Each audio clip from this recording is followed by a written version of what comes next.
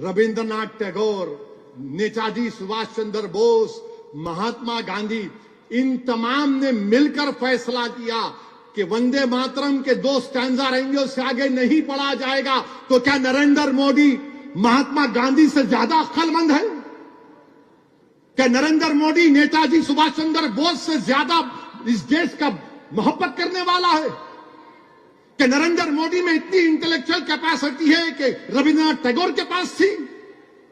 इन लोगों ने फैसला लिया, मगर आप कह रहे हैं नहीं, आपने कानून बना दिया, आपने कानून बना दिया। देश सबका है, कोई भारत की पूजा करता है, कोई भारत की जमीन में दफन हो जाता है मेरी तरह, मगर भारत से मोहब्बत करता है। ये देश सबका है, मगर आप कह रहे हैं कि भारत को खुदा मानो। मैं कैसे मानूंगा बताओ?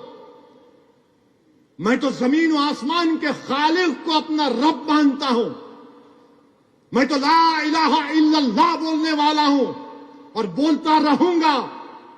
तुम जेल में डालो, तुम गोली मारो, मेरी जबान पे आखिरी लफ्ज वही होगा, ला इलाहा इल्लल्लाह व अशहदु अन्ना मुहम्मद रसूलुल्लाह। आप इस तरह का कानून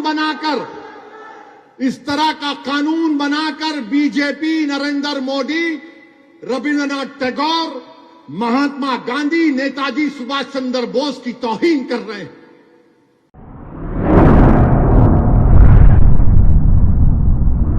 अतराफ टीवी, हर बात सच के साथ।